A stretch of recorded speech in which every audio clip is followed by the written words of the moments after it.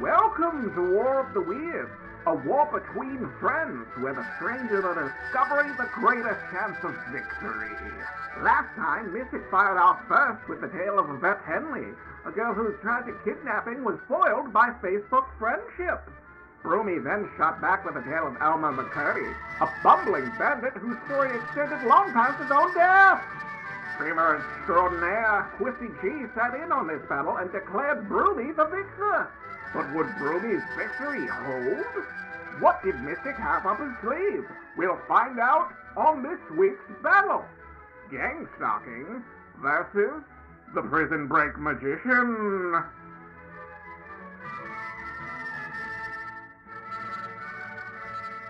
Welcome to War of the Weirds. I'm Broomy. And I'm Mystic. And we tell one another the strangest stories and things that are true in our bizarre reality. And we're trying to see who can tell the stranger tales. And whoever wins forces the other person to endure some bizarre, strange media. So, Mystic, how are you feeling? How are you doing? Feeling great. Feeling good? Good. I mean, as good as I can feel in the world that we live in right now. I don't know what you're talking about, but I don't really. I'm not picking up what you're putting down. Yeah.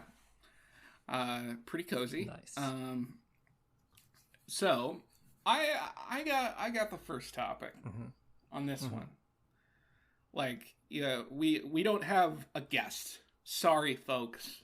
You stuck. imagine you be the guest. Yeah. I thought you were talking to me for a second, but then you were talking to the audience. That makes more sense. I was like, I mean, I'm also the host. It'll get confusing for me. Well, that's why you do a different voice. So, hey, Broomy. Hey, Broomy! No. That won't get old. No, especially me shouting as the British character. But here's my topic. I said talkip, and then I corrected myself. My topic is, do you know what gang stalking is? Gang stalking? Mm-hmm. No. Like a stalking you hang about at the fireplace? Or stalker is like the show You? Stalker like the show You. No. Those are, yeah. I was like, those are spelled differently? Yes. O-A-L. We figured it out. Broomy's brain working at 110%. So, gang stalking is... So imagine you get up in the morning. Okay. I can imagine that, because I've done that.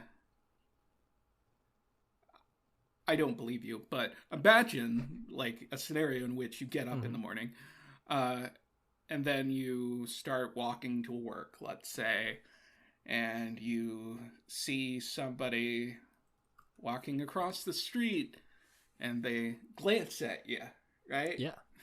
And then they keep walking. You're like, that's weird.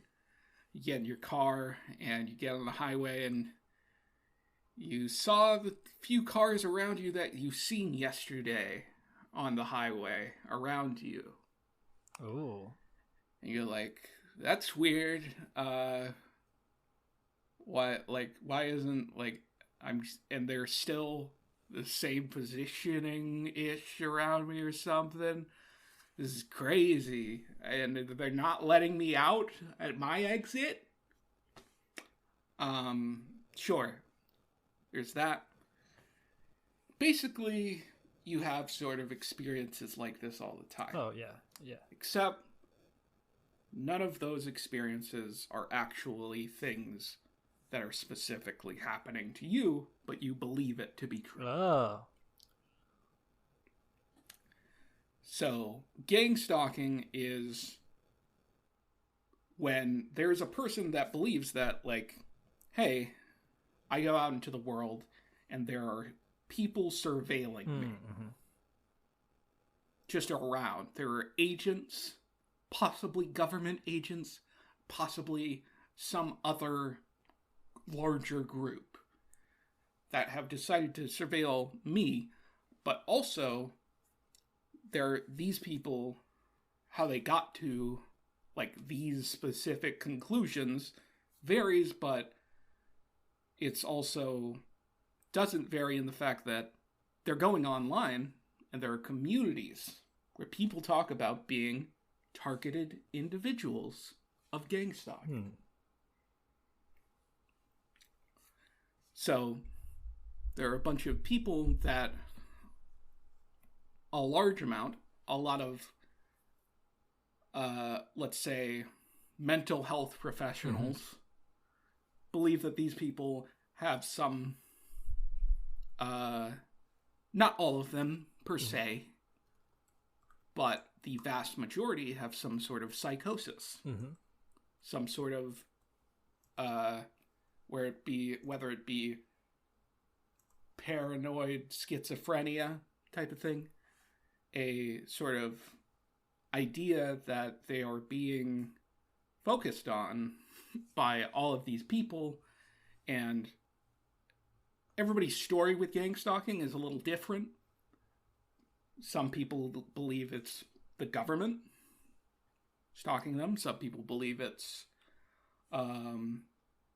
like that they are, if it was a gay person that was believed that they were being gangstalked, they might believe that a hardcore evangelical Christian group is responsible or something. Yeah.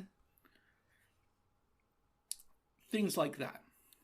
But to me, and to most people, the interesting thing is that there are communities online where thousands of people are egging one another's delusions on. What? So these are delusions. Yeah. This isn't happening. So there are communities online. No, I mean, like why? Because they believe it too. For themselves. Okay. Sorry, I thought you were saying like people. Okay, I thought you were saying like people are posting about it, like, hey, I think I'm being followed, and then some like punk pranksters are like, yeah, you are being followed, and like validate them, but like to bully them or to like make it worse. But you're saying other people are like, no, I have similar experiences. Like, okay, so they're not like being like harassed and bullied by it. Yeah. I'm sure that they are trolled. Oh yeah, that's a good way of putting it. Trolled. Yeah, but there are communities, and this isn't like a gigantic, like huge issue. It's estimated that there's like 10,000 plus people all over the world who self-identify as targeted individuals. So it's not a lot, But it is just a thing where I've just been thinking about, like, these people who believe in various conspiracy theories, a lot of them involving the government's involvement, right? Also, including, like, things like they believe they might be being targeted with, like, psychotronic weapons. So these are, like, weapons that, like, have low frequencies being broadcasted to them, so they hear voices in their head. This is like the pizza thing. Yeah, it's not too dissimilar from the Noid. Kenneth Lamar Noid. He believed that the CEO of fucking Domino's. Yeah. Domino's. Yeah, CEO of Domino's created the Noid character to target him. But rather than a sort of personal affront via a television ad company or whatever, these are like, there's a bunch of people that are agents of something that are surveilling you and trying to psychologically break you down. A lot of times people believe till you eventually like kill yourself. Wow. Yeah. That's not true that everybody believes that's why they're doing it. It's very varied, all of the beliefs in this. But it's, it's pretty consistent, the idea that there are people that are in some sort of agency of some kind or something, possibly associated with the government, that are watching, surveilling me, and harassing me. Yeah. Right? So, but when I look at these, when I see this, it's just kind of like unfortunate, right? I don't really judge these people because they are experiencing this. Yeah. You know what I mean? It's not a real thing that's happening. Right. But their experience to them is very like real. The fear and the anxiety it's all real. They are perceiving these people following them that aren't, but they're perceiving it, so it's real in their mind. And then they're going online and other people are like, I mean, there are certainly other people saying this is bullshit, but there are certainly other people within their quote-unquote community that are like, yeah, it's fucked up, dude. I mean, same type of thing happened to me. It's fucked up. You don't believe the haters, I wonder if it's, I mean, I guess like you might have an answer for this and you might not want to answer it. I mean, I think the answer might come out by the end of this episode. Sure. Like, I'm not trying to spoil anything, but I am wondering if, don't worry. Is it more, so when it comes to mental health, like a huge portion, like 30% of like the success of treatment can be attributed to the relationship between the therapist and the client. Like having that like support and having a good relationship with them is like the biggest variable. Yeah. And like that relationship is like a direct indicator of how successful therapy could be.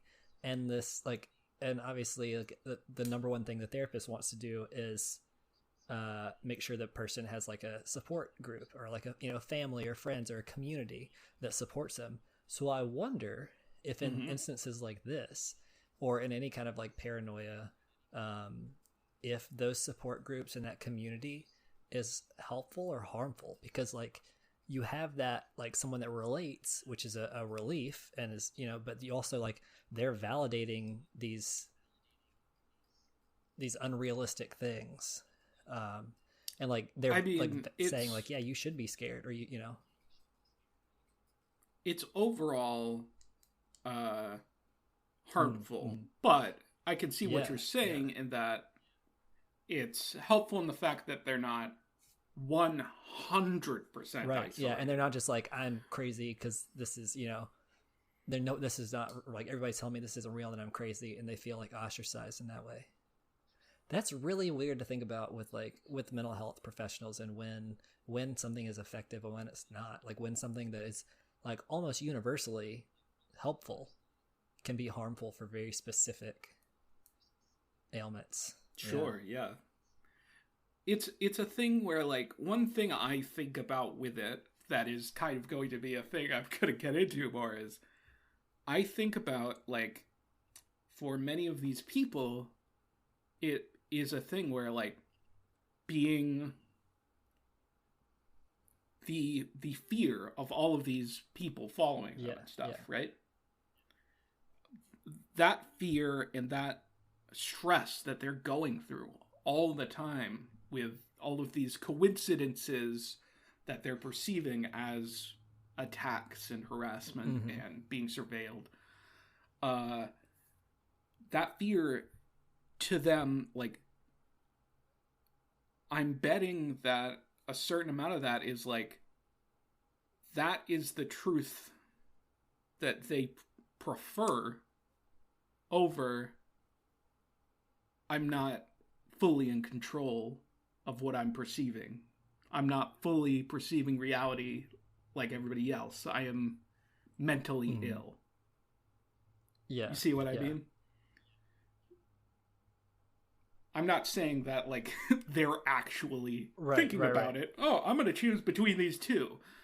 But it's just, like, I've been thinking about the idea of truth and how the climate change movie, An Inconvenient Truth. I think that phrase is really cool. Yeah.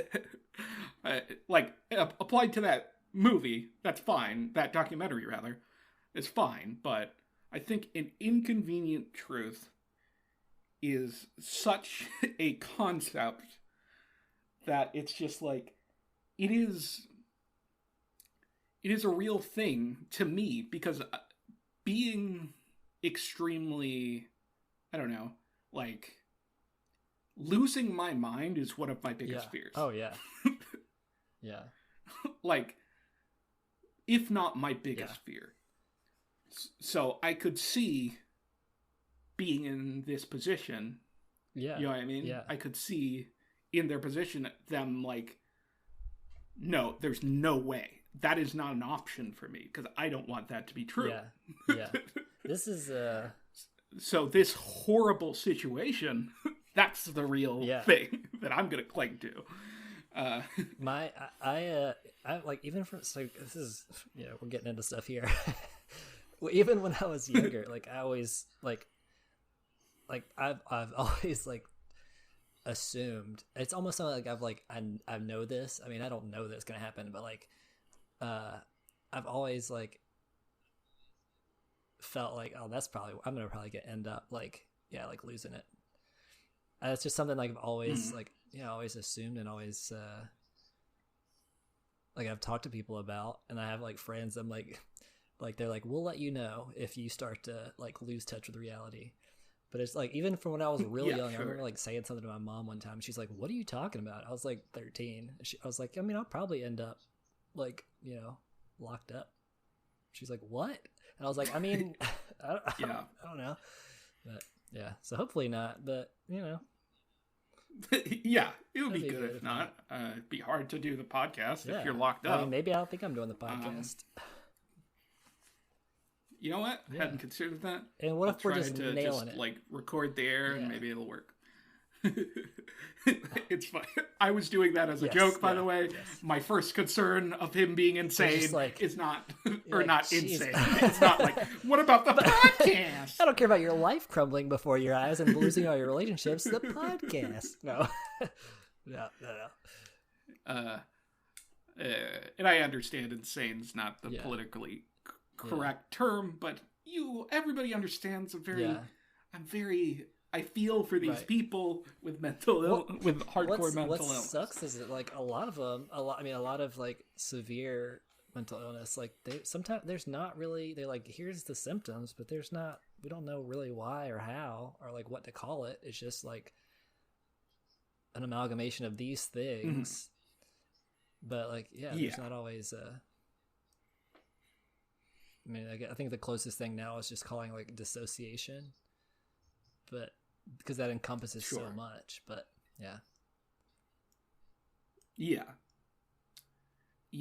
it's a wild thing. But with this Gangstalking thing in particular, going off of that, I've just like, that's kind of how I feel about a lot of like, there's like a lot of political factions in this country. Like, let's say QAnon. Are you aware of this? Yes and no. I feel like I just read something about this, but I'm blanking on it. Okay. Well, just to bring anybody up to speed that isn't aware of it, including you, if you don't know the very basics of it, it's somebody went on to 4chan and they say they refer to themselves as Q, because it's Q clearance in some high echelon position, and they say very cryptic things about what's going to happen in the future in regards to anything. Like, they make predictions, basically. Not predictions, they know for sure what's going to happen. You know what I mean? But it's very cryptic. So, very cryptic, some oddly worded stuff. And sometimes they say specific things that'll happen. And, like, Hillary Clinton's in a van, or not in a van, but she's going to be arrested within the year, whatever. Yeah. That type of stuff. But also very vague and cryptic language as well. And basically there's a bunch of people that interpret the cryptic phrasing, and sort of whenever something happens that, like, this is a bad example because the storm is representative of something else, but let's say he said, the storm is coming, it'll come down hard or whatever, and then, like, Stormy Daniels loses the lawsuit or something, and then, like, that's what he said. But it's sort of like, it's, and there's the sort of thing where it's just like, there are people that take, like, I don't care about Hillary Clinton. I don't care at all. Either, she might be very offended if she hears you say that you don't care about her. I don't care about her. But when people are like, Hillary Clinton fucking eats babies or whatever, I do have my doubts. Yeah. Oh. that is the case. That's what some of these, like, it's called the Barnum effect, where you like things like, I'm not some people, like, hardcore astrology and stuff, I'm not throwing shade at anybody. I'm just saying, like, typically things like that, and like fortune cookies, and like they say things that are like vague enough that they can apply to like anybody. Like, sometimes you find yourself really quiet, but you can also be the life of the party around your friends. You're like, yeah, everybody fits that description. You're like, that's me. God. And, like, so it feels so personalized because you know the nuances of your own behavior, but it's like that everybody's like that.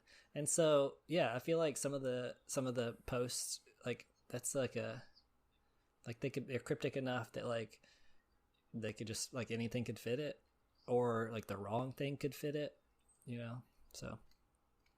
Yeah. It's also a thing that the implication of many of Q's posts is that Donald Trump specifically is, like, in control of everything. Like, he is doing 4D chess, you know what I mean? It's just like, he's operating on all levels, and he's got this covered, he's got a huge plan, it's all gonna work out. He's great, he's huge, he's great, he's wonderful, he's got the biggest house in the world. Sounds like him, actually. Yeah, that's what I was going for at the end.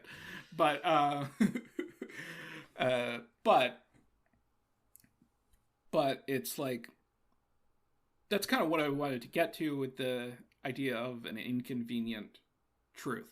Right? Where it's like, I understand the people who believe they're being gang-stalked more than people in QAnon, personally. Because people that believe they're being gang-stalked are actually personally experiencing that, right? Yeah.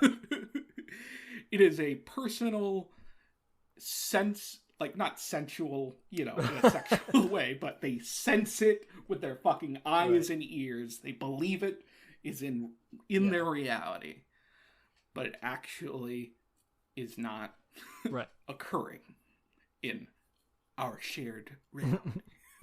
Whereas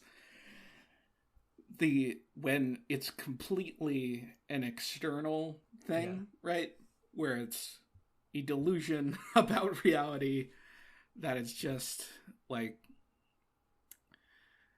I would not say the people that are with gang stalking are like,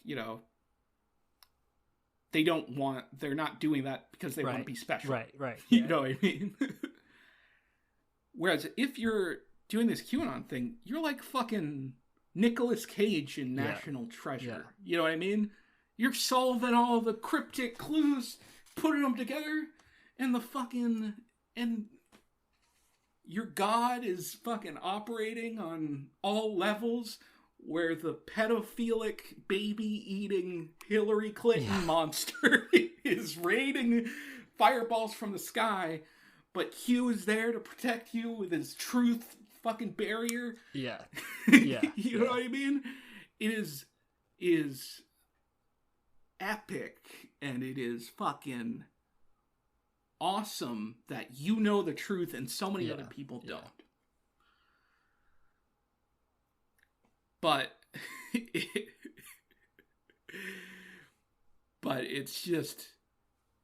it's not that epic and awesome. Guys. It just isn't. It's the world as we know it is very weird. It's very bizarre. It's very strange. But when it comes to corrupt individuals in politics, most of the time their corruption is not overwhelmingly weird or bizarre or satanic. It is kind of boring. There's a subreddit called A Boring Dystopia. That sounds great. That pretty much is just like post fucking news stories. That is just like, that's what this is. And when it comes to high-end political corruption, that's how it is. It doesn't get crazy, bizarre, weirdo world where fucking lizard government. Like I said, where it's reptiles are also people and they're shape-shifting and they're also Barack Obama. You know,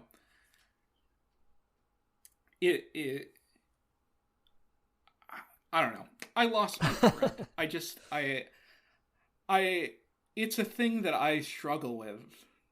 Like, when I think of America specifically, sorry, international listeners, I know this isn't relevant that much to your life, but we live in America, and I just struggle with the idea is like, QAnon is huge, by the way, Miss. I don't know if you're aware of how big this idea is. No, I'm not. But this is something I'm definitely like very interested in as a concept that I will be looking up more of. Like, it has spread beyond 4chan. You know what I mean? It has spread to like 60-year-olds. And, you know, just people in Facebook groups and that type of thing. And beyond. It's huge. And it is such a weak conspiracy in terms of like, oh, that's compelling evidence. Yeah, it seems like I'm like the anonymity. Like, I get the concept. Like, people are like, well, I can't reveal myself because I'll get in trouble or targeted, so I have to stay anonymous. But also the fact that you stay anonymous means that like anybody can post something or say something, and you just trust that they however much you want to believe it is how much validity you'll give it. Yeah. There's also a thing of that I was going to touch on with inconvenient truths, which is it's sort of like there is also an idea with certain, if you have a certain political discussion, a friend of mine was talking about, he was talking to a guy, and I don't even remember the specific person they were talking about, or even the specific situation, but it was like, hey, how is this person a socialist? Or whatever. He's just calling people socialists left and right, let's say. And he's like, he is a socialist. He's a leftist, communist, it's communism, whatever. He's just like, he reads my friend, who is, I'm not a person who gets into it with the opposite side and tries to debate people. People are, to me, I am very cynical when it comes to this. People are in their ways, and they're dug in. So I'm not getting into debates, but my friend, he will do this occasionally, and he's not an asshole about it, but he's like, okay, so let me just bring this up right here, and he brings up the definition of socialism, and he reads it word for word. And listening to this conversation, there is no world in which this person that they're describing is a socialist. If you read anything about their beliefs or what they voted on ever, they're not a socialist.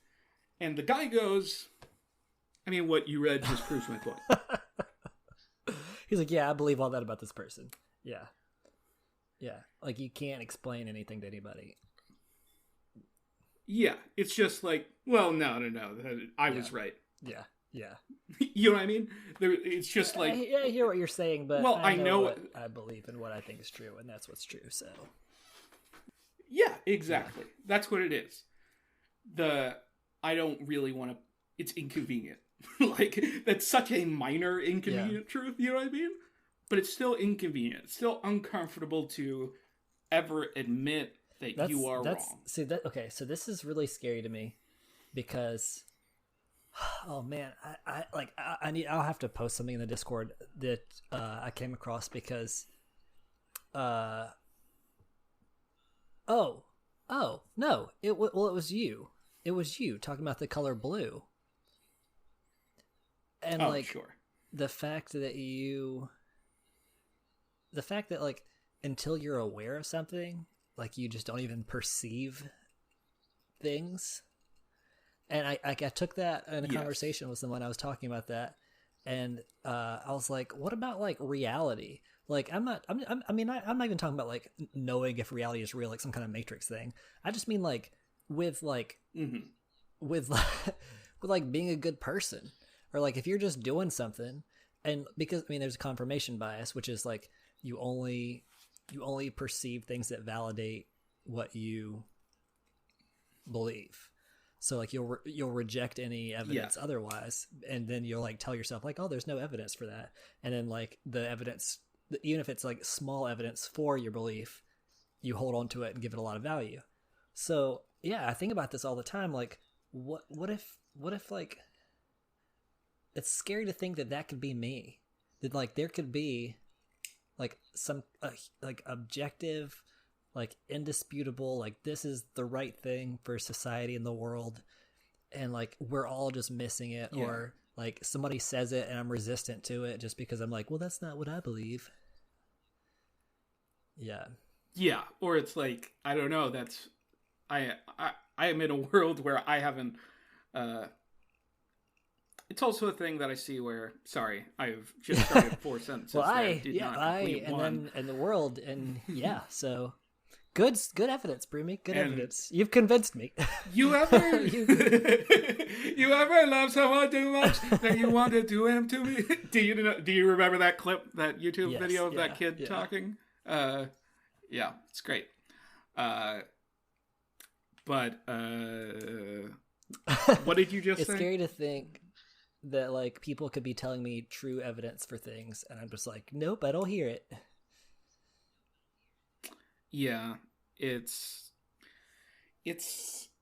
but what I was going to say is the idea that you are thinking about that at all is a good sign. True. That like you are thinking about, maybe, am I wrong about this? Yeah. Like, could I be wrong at a base level? If you don't have any doubt or skepticism to your belief at all, like in general about anything, I think that's a bad sign. Like, if you're not at least open to the idea that, like, I would hear an argument, like, I would listen. Because some people don't even want to hear your argument. Like, I don't even want to hear what you have to say. Like, that's dangerous. That's dangerous thinking. Yeah. But at the same time, I've been like, people have come at me with things like, I don't know, like food can cure cancer. Like that type of shit. Watch this 20-minute YouTube video. Yeah, and I'm like, no. Stick with medicine. I think doctors would have probably gone that route already. So, like, I'm not going to invest in this idea that has, like, from my experience with any idea of science that has no basis. So, yeah, that's my topic. I'm sorry, and you're welcome, listeners. Mainly, I'm sorry, but I just had to get that off my chest because it's just something that I'm thinking about constantly, that I don't know how to reach those people that are in that place where if a truth is inconvenient to them, it is not something they will ever be swayed to come to, and they will jump on each other and push each other upwards into their delusion. Polarization.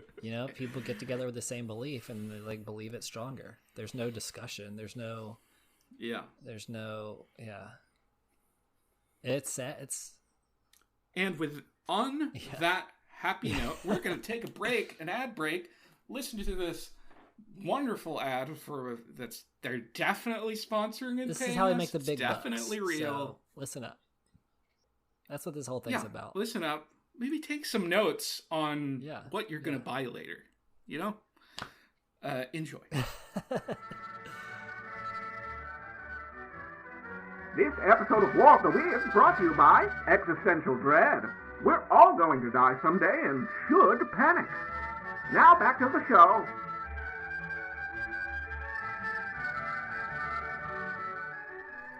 I'm gonna my tale today is about Yoshie Shiratori. You ever heard of him? Yeah. Next topic. I know everything about it. Yep. No. I don't know. Right. I have not heard. Audience, look it up yourselves. The end. No. He was born on July 31st in 1907. Fun fact, Shiratori, his last name, means swan. That has no relevance to the story at all, but, Wikipedia mentioned that, so I thought I would too. Beautiful. Because, I'm always trying to be like the Wikipedia. Yeah. Just like unreliable. Gotta bring up P every episode, don't you? Hey, I didn't do it. You did it. Wikipedia. I said Wikipedia. Yeah. Yeah. Yeah. Well, I guess it could be past tense P, like you peed. All right. I'm trying to hold on to my promise. 6 episodes. Yeah. Except for the last one, because that was neat, necessary. All right. He worked at a tofu shop and then later worked as a crab fisherman. It said he worked as a crab fisherman for Russia. I don't really know what that means. Or like maybe they sold. So where does he live? In Japan. Lives in Japan.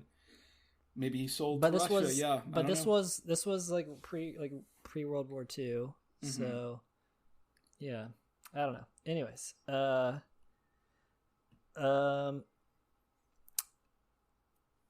yeah. So he job hopped a lot. His the businesses that he was a part of seemed to fail, or the work kind of ran out.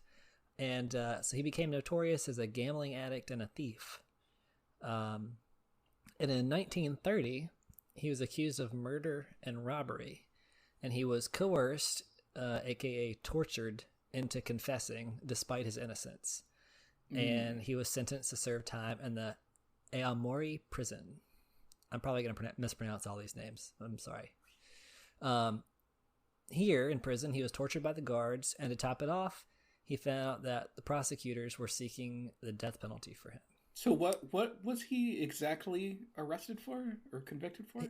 He was convicted of murder and robbery. Because he was like a local, like everybody knew that he was like a local ne'er-do-well, And so they kind of like pinned this on him and then like tortured him until he confessed.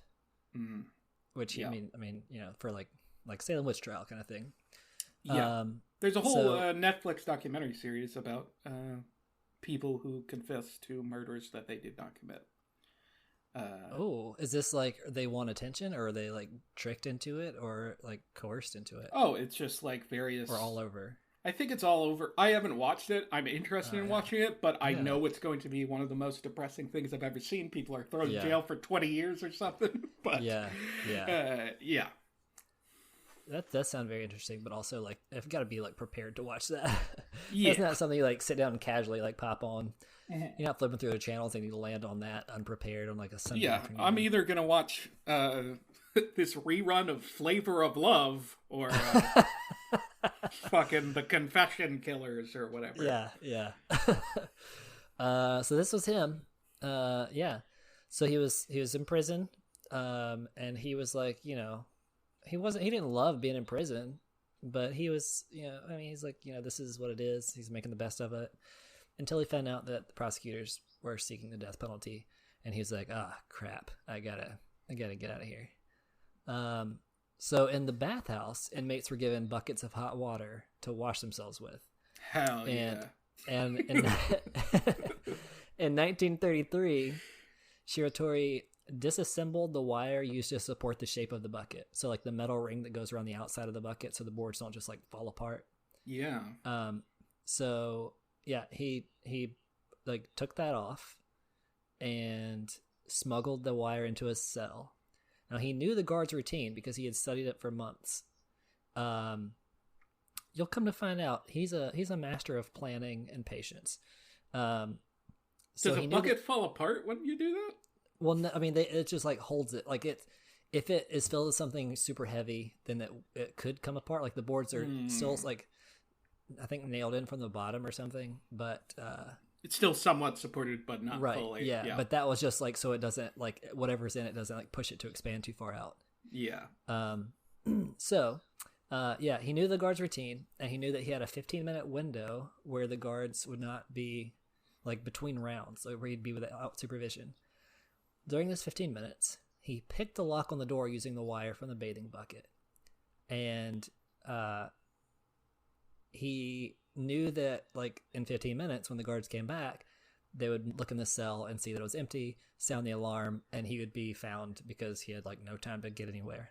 Prison being on lockdown. And so he's like, I need to keep them from discovering my absence. So he took some loose floorboards from under his bed, because the beds were just like these like pallets on the ground, not like, up off the ground, and put the floorboards in his blanket, like piled them up so it looked like there was someone sleeping in there. And so guards came by, looked in, fell for the illusion that he was sleeping, and kept going. And then his empty cell was discovered the next day, but by then he was free and clear. So, months of planning going into this, for 3 days of freedom, because he was caught after just 3 days trying to steal medical supplies from the hospital. For this, he was sentenced to life in prison. Even if he denied the robbery and murder charges, he did escape from prison and was caught. And so that's He's Really? like, well, I can't dispute that. Like, I definitely did that. Shouldn't have been in prison for the first place, but why try and steal medical supplies? I don't know. Why would you do that? If like, you're on the run from prison. Yeah, you're like going into you go to the woods. Go to the woods if you're. Don't go into the city.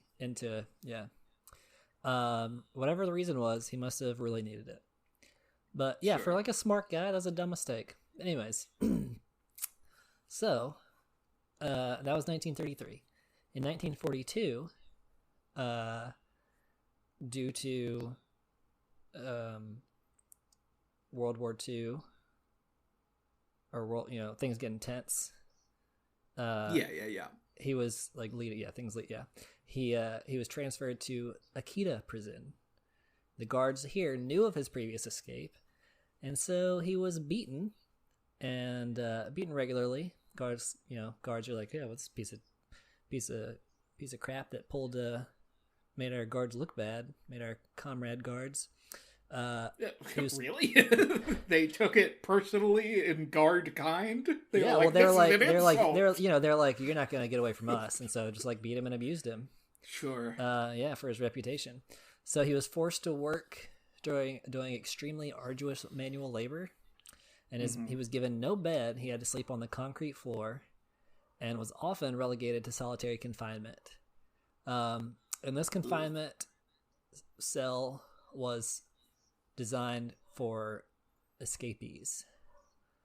So it's inhumanly small, and the walls were coated in sheets of metal so that they couldn't climb. There's just like slick walls, so they couldn't climb any brickwork or whatever, because it's like a tall cell that goes up, and there's a little skylight at the top of the cell with metal bars. Ooh, nice. And got that sweet light. Yeah. I'm just thinking, I'm imagining, I don't know if you ever watched Interview with a Vampire with I did not. The Anne Rice book the movie had like Brad Pitt and Tom Cruise and Kirsten Dunst. I heard it was good. Yeah. Well, spoiler alert, 2 of the characters die in like exposure to sunlight. They're put in like the bottom of a well, and like as the sun rises, they like back into the corner of the last bit of shadow, and then eventually the sun's directly over it and there's nowhere to hide. And they burn up. That's what I imagine this is like, except, he's not a vampire and he doesn't die. Yeah, I mean, otherwise, almost even more of a bummer. Yeah. So also, to prevent him from any escape attempts, he was handcuffed at all times. And after a long stint in solitary, his guards opened the cell to take him back to his normal cell, and found that he was gone. The only thing left in the room were the handcuffs. Were floorboards and a blanket. Hold on to that. There wasn't even a blanket there or floorboards.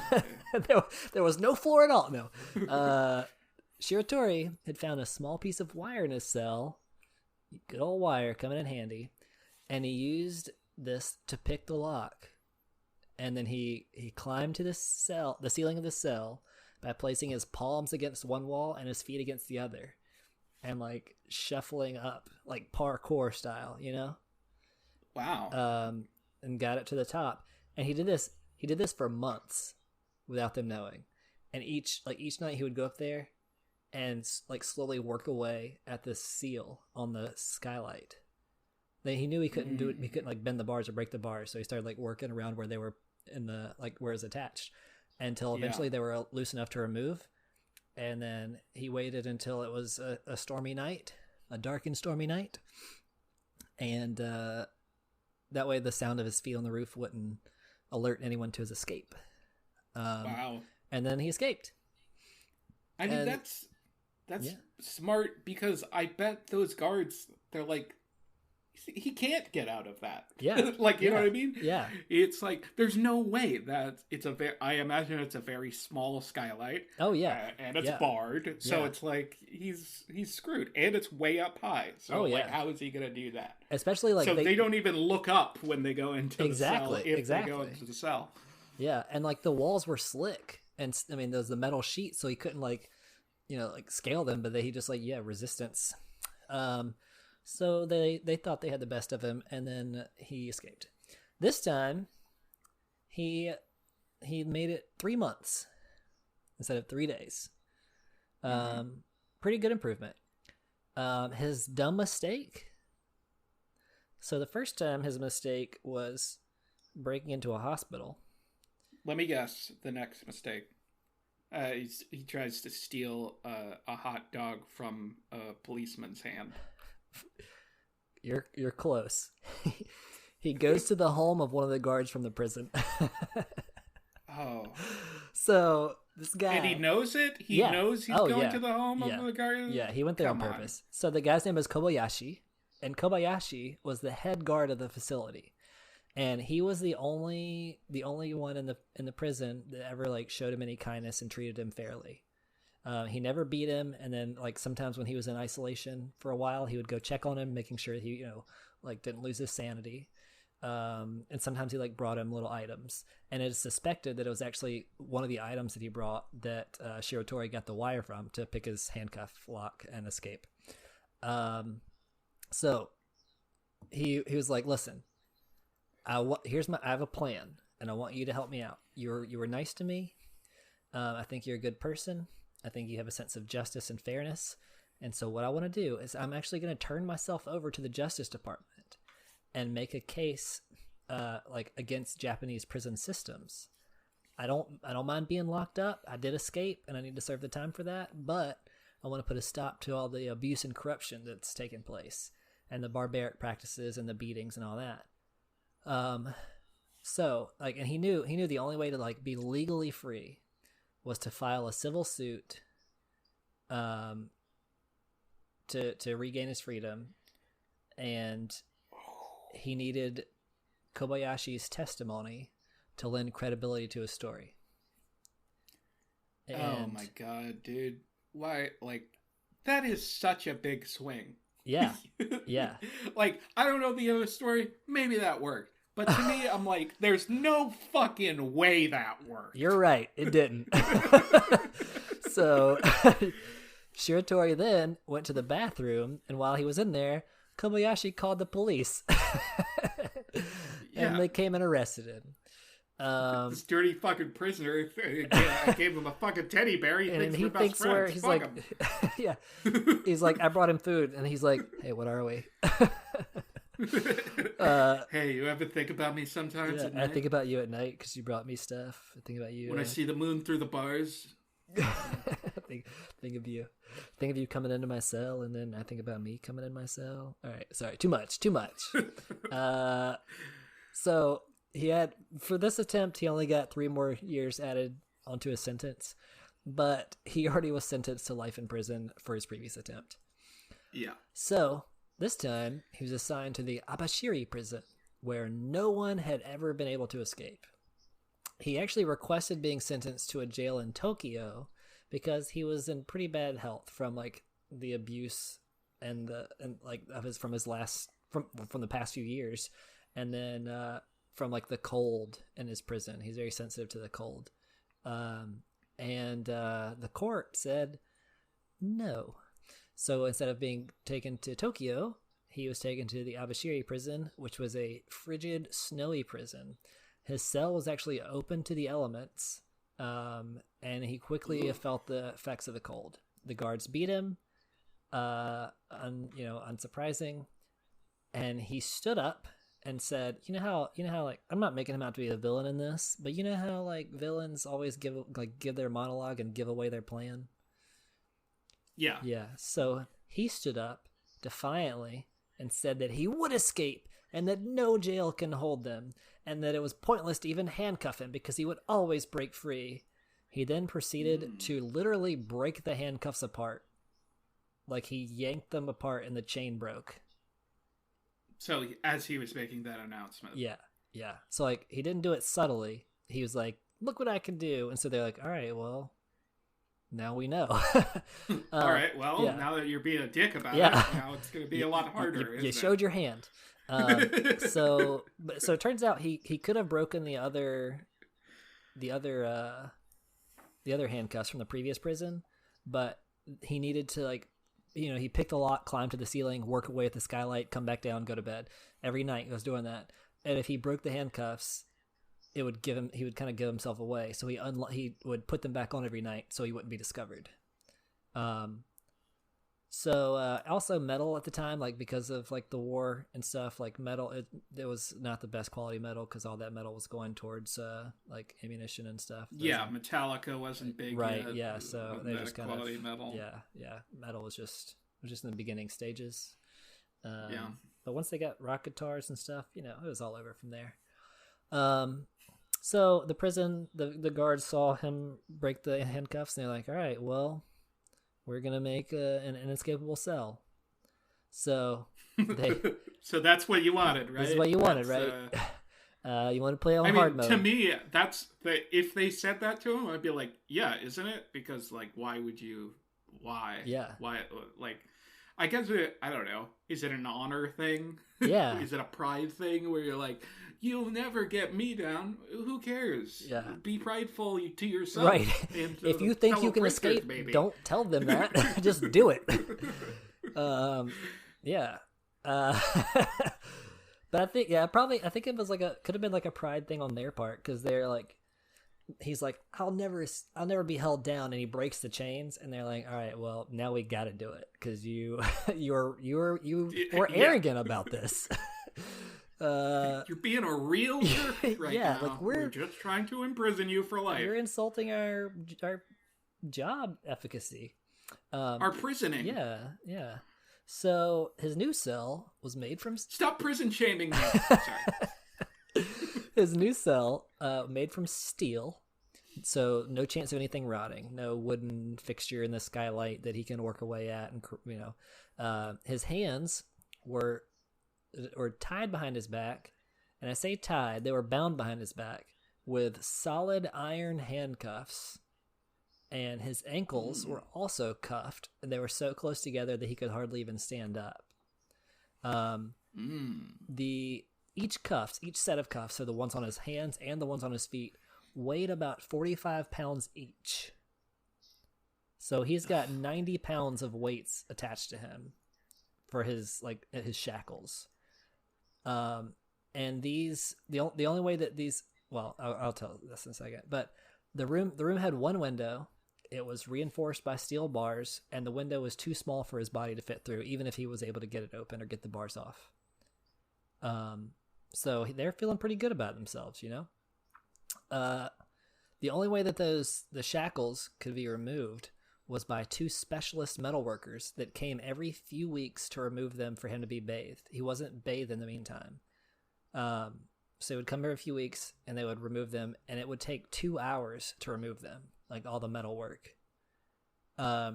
His ankles and wrists were chafed and raw, from being, bound the whole time, and they. Oh, I thought you were going to say jerking off. Oh. Maybe. I don't know. By the way, who knows? I jerk off with my ankles. That's my thing. Yeah. Moving on. So he his wounds in his wrists and ankles began to fester and become infected. They were filled with maggots. Just real bad condition. His Gross. meal portion was cut in half. And the guards were kind of like, we can't kill you, but we can kind of like set you up to die during this harsh winter, like basically from exposure. And he was like, at least you're being upfront about that. Yeah, at least he's like, you know what, you're right, yeah. You're being honest. I respect that. Yeah. But at the same time, please don't. Miraculously, Shiratori survived the winter. Then spring came, and then summer came with no change. One night, a guard heard some noises on the roof above his office, and he started to check all the cells, found Shiratori's cell empty, except for his bedding and clothing neatly folded, and the sets of 45-pound cuffs resting on the floor. You want to guess how Shiratori escaped? Wire? Miso soup. So that's pretty self-explanatory, right? Yeah. He ate it. He became so strong that he broke the cuffs. Yeah. So he, remember his feet and his feet are bound. His hands are bound behind his back, and he was laying on the floor. They would slide the food in, and he would have to just inchworm across the floor to get and try to eat with no hand. He would have to eat off the floor, eat his soup and eat whatever they gave him off the floor with no hands or anything. He always saved a little bit of soup from his meal and splashed it on his cell window and his cuffs because it was very salty. And eventually, the oxidation process corroded the screws on the windows and the iron shackles, so that he was able to. There were. Is this guy a physicist? his. I'm telling you, planning and patience. He's the whole time he knew what he was doing, and the guards never saw it coming. So, free from he was able to open the window and take his, break his cuffs where they were like corroded. But the window was still too small for him to fit through. So he did what any man would do, and he dislocated his joints, mostly his shoulder, so that he could fit through, because that's the broadest part of his body. So he dislocated his shoulder so he could squeeze out the window and escape. Wow. And the prison was so isolated and remote that the guards were certain that he would die in the winter, either by cold and deprivation or by the bears in the area. I mean, why even have cells? Yeah. Like what the fuck? Like, if you can get home from here, then you deserve to be free. Yeah. He spent 2 years in the mountains. He lived in an abandoned mine. He knew that he couldn't return to his family because they were likely being watched by the authorities and waiting for him to, come back. Now, Japan was in the middle of World War II. He knew this. His wife knew this. And they both secretly hoped that Japan would lose the war so that America would take over the country and implement some changes into policy and hopefully the legal system. So he's like, I just got to make it to the end of the war, and America has to win. So he survived by scavenging for food. He actually watched bears fishing for crabs and learned how to do that from them. And so then he fished for crabs. He ate some raccoons and the small things in the area, small critters, and stayed alive that way. And after 2 years of solitude and living by himself off the land, he was obviously wanting to see any humans. So he returned to society. He descended the mountain into a city where he found a newspaper that talked about the atomic bomb and Japan surrendering. So he was like, all right, it's safe to go home now. Like, Japan lost, America is going to take control of the country, things will be fine. I need to get back to my family. So he began the trek back. Along the way, he found a farm, and he'd been scavenging and foraging. So he's like, oh, I see this farm has some things. Let me eat this tomato right here. Picked up a tomato, started to eat it. A farmer was watching him, and he ran out, assuming that he was a local thief, and accosted Shiratori. They began a little bit of a scuffle, little fisticuffs. And Shiratori ended up stabbing him in the stomach in self-defense. And the farmer, the farmer attacked him for stealing, and he was like, no, I'm just, no, he, and the farmer just started beating on him. So he, and this is a man who'd been beaten a lot. So he's a rough guy by now. He's had a lot of bad experiences in life. He's a rough and tumble man, not afraid to stab. Right. So he stabbed the guy in the stomach. Well, the farmer actually bled out and died. So then he was arrested again, and his identity was discovered. And then people were like, "Oh, well, we're just gonna kill you this time." So he was sentenced to death. Yeah. And he was being held at the Sapporo prison. While here, awaiting his execution, he was under 24-hour surveillance with 6 armed guards. His cell had no openings bigger than his head, since even though he could dislocate his joints, he couldn't shrink his skull to fit through the windows. And every day, randomly, he was subjected to room searches. Every time he went to the bathroom or was taken to the bath, to be bathed, they'd search his room and winter approached, and he was like, all right, it's reality is hitting me that I'm probably going to die. And he seemed to become depressed and despondent, and he became pretty unresponsive. So he spent a lot of time staring at the ceiling and looking around very suspiciously. So the guards were hyper vigilant, they're like, what's he looking at? What's he thinking? What is he planning? He would sleep, and he would sleep for hours. The guards would yell to wake him up, and he wouldn't get up. And that just became par for the course. They became used to it. He became, unresponsive and insubordinate, and spent a lot of time looking and planning at the windows and the ceiling. So the guards, like every day, coming in, like checking the windows, checking the ceiling, making sure that nothing's being tampered with. So one morning, guards go in the room because they're like, "Hey, get up!" Yelling through the door, and he doesn't get up. And they're like, "Yeah, get up," and he still doesn't get up. So they go in, throw back the covers, and what do they find? Loose floorboards. Miso soup. Loose floorboards under his blanket where he should have been. So, Shiratori, obviously a master of planning and patience and manipulation. He deceived the guards by seeming to focus on the ceiling and the windows. So when they searched the cell, that's where they focus. They always, check that, spend a lot of time doing that. Well, he did that deliberately because that meant that they paid no attention to the floor. So Shiratori just dug out of his cell. The good old-fashioned oldest trick in the book, I think you file through the bars or dig through the cell, like dig underground. Those are the two things. So, he pulled up loose boards from the floor, and used whatever dining utensils or crockery or bowls, whatever he had been given that day for food, and would dig.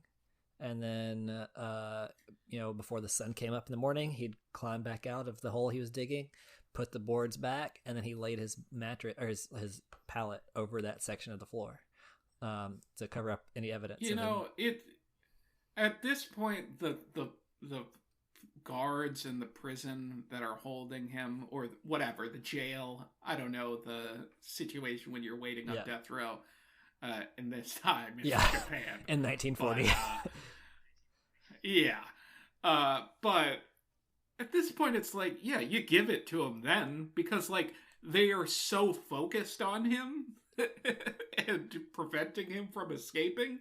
And if he escapes at this point, it's like, you guys suck. It's like, the first time, maybe it's a fluke, but maybe it's y'all. Yeah. 4 times, escape on me once, shame on you. Escape on me 4 times, shame on me. Or 3 times, yeah. Yeah.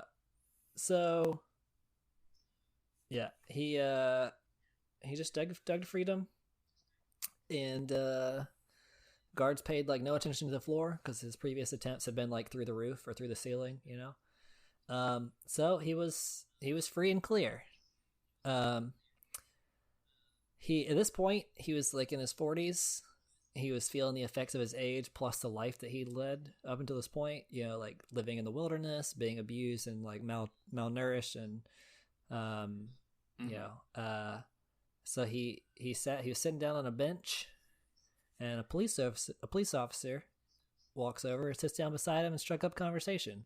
Has no idea who he is, just talking to him, and he offered Shiratori a cigarette, and Shiratori was so moved by this because cigarettes were very expensive items to obtain. This was a luxury. This was a privilege item. He was so overwhelmed by the kindness of this officer.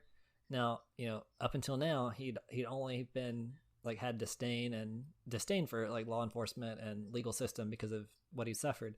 So he was so overwhelmed by the kindness of this, and that he looked over and he's like, "Hey, my name is Yoshie Shiratori, and I'm a fugitive. I'm escaped from prison," and confessed. He said he was tired of his life on the run.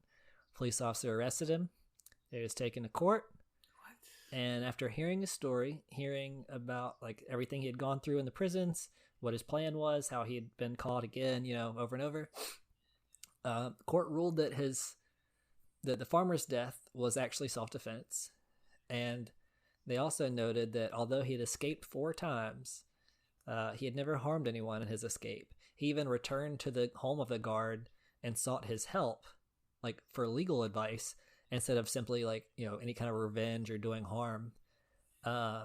And so he was sentenced to 20 years in a Tokyo prison, like he had originally requested. He wanted a prison in Tokyo instead of he was given the one in the mountains, and they're like, "We'll give you this one. It's a pretty low-key prison." And he was treated humanely and with dignity, and never tried to escape. They were like much more lax with him because he's like, no, this is all I wanted, was to be treated fairly, like a human, not dehumanized. And he became a model prisoner and was released on parole after 14 years instead of serving the full 20. By this time, his wife had died, and so he returned to his daughter, who was still alive. He eventually remarried and had a son, and then 10 years after being released from prison, he died of a heart attack in 1979. Wow. So that's just to recap: first escape, picked the lock and fled. Second one, scaled the walls and climbed from the skylight. Picked his handcuffs. Third one, used miso soup to corrode the metal in his cell that took months to do. Dislocated his shoulder to fit through the bar. And then fourth attempt, just dug out. So, yeah, he's called the Prison Break Magician, Yoshie Shiratori. And he became like a figure of like an anti-hero in Japanese culture. And yeah, because of it, he became like a symbol for protesting brutality in the prison systems and prison reform and stuff like that. And was kind of a hero to the lay people, the common folk. Makes sense. What strikes me about him is he's quite I don't know. Yeah. It's quite emotional. Yeah. You know what I mean? In that he's specifically going back to the guard that treated him well and requesting things of him because he felt a connection or something. And then this police officer treated him kindly, so he was moved to confess. So I don't know. That strikes me. I have to think in the last one, like the second one, I think that was a stupid move. I mean, he was, he wanted to do right, and he was like, the only way I can like be free and not looking over my shoulder on my life is to like be ruled free, and appeal my case. But then the fourth one, I think he's just like tired of. I mean, that's got to be exhausting. Like you're always paranoid and cautious, and I mean, you're infamous in Japan. Yeah. You've escaped 4 times. Like people, you're in the newspaper. It's like you're being people. There's your stopped. picture. Like so yeah.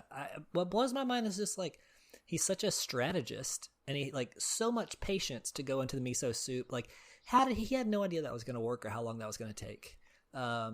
Just like all that, and like, but then to make such dumb mistakes. Like he's like he's naive in that regard. Like that's like a nice person naivety, Yeah, he's very extremely intelligent, right? Not very wise. Yeah, there we go. D&D there we terms. go. Yeah, but that's my story. Wow. Yeah. That's super interesting. It's Gangstalking versus what was the Prison cool Break name Magician. Is that what I said? Yeah. Prison Break Magician. Yeah. Sure. Gangstalking versus the Prison Break Magician. In this case, you go on over to Twitter. You go on over to War of the Weirds, twitter.com/War of the Weirds, or you say @War of the Weirds on Twitter. Type it in. You find it's there. You find the poll. There's a poll. It's those two things. Click one or the other. This is the deciding one. Who will force the other to, watch or consume some kind of crazy, bizarre, weird, maybe abrasive media. And I'm hoping it's me, but I am not. I think I know what I'm going to have you do when I win. On myself. Yeah.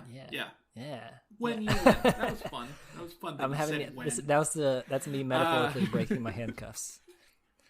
My arrogance. Yeah.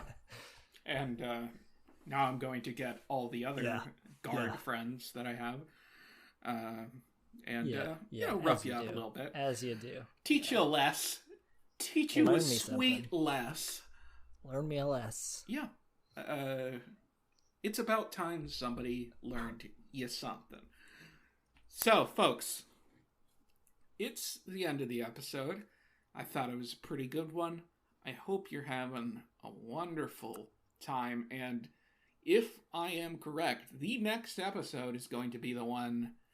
Not only will it be the one that comes out, or the next episode will probably be the. We might record the Spoils of War. What is it called? The Spoils of War. Whatever we decide. Yeah. You know what I mean?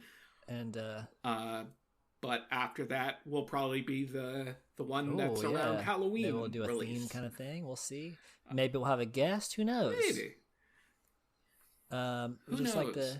But Spooktober is here. Special thank you to our sponsor, our ad there. Yeah. Oh God, yeah. Thank you so much. I haven't sent Mystic anything. I'm drowning in money right now. But thank you so much for listening. If you liked anything you heard, why don't you go ahead and tell a friend about the show and one of the weird stories that was weird, and say the show's good, and then maybe we'll get more listeners, because we want more people to hear these strange stories and to share in our collective weird witnessing of this. Yeah, I also want to do one more call, and I'll probably do this also at the beginning of an episode. But I'll just do another call for your own weird tales or weird experiences or things for either inspiration that maybe one of us will talk about, or maybe we'll do like an episode where we kind of share some of the weird, like sort of like our bite-sized battles, just kind of going through some other weird things. Absolutely.